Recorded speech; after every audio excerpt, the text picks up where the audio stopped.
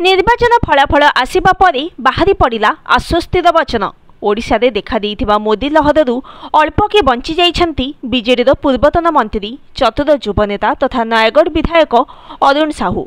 ए निर्वाचन रे विजयी होइछंती सत, हेले स्थिति फुलसेज परी मुलायम नथिला। निर्वाचन कमिशन को वेबसाइट रे अरुण को परफॉर्मेंस देखंतु। विजयर व्यवधान मात्र 439 खंड भोट। बीजेपी प्रार्थी प्रत्युषा राजेश्वरी सिंह तांको पानी पियाई थिले, किंतु भाग्य भल थिला बर्ती जाइछंती।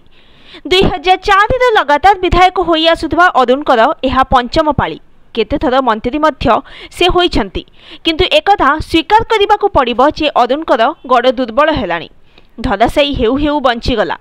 बहु चर्चित परी हत्या घटना को नहीं अरुण समग्र जिले में बहुत बदनाम होइछंती। एहार प्रभाव निश्चय चलित निर्वाचन में पड़ी, जहाँकि एठारे बीजेडी गड़ को भांगी। जिलार 2टी आसन बीजेपी हाथ को जाइछि।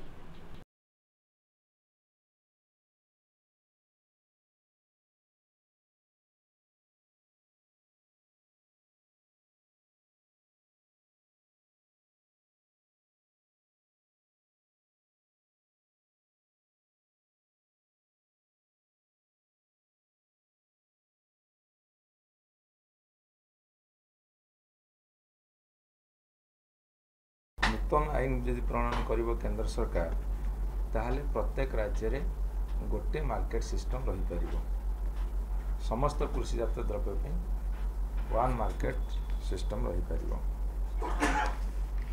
नंबर 2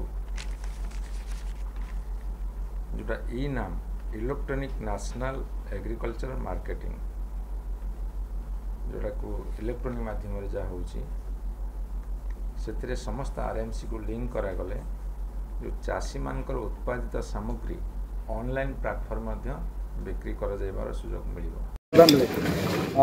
विजय होछि नयागढ़ वासी को धन्यवाद देबाकू चाहूछि आपनका सपोर्ट पाए, और नयागढ़ वासी के सांदरे मु सब बेले अच्छी रहबे। गोटे कथा होती कि रही जाउछंती, नो कमेंट्स ना आइन आसन बे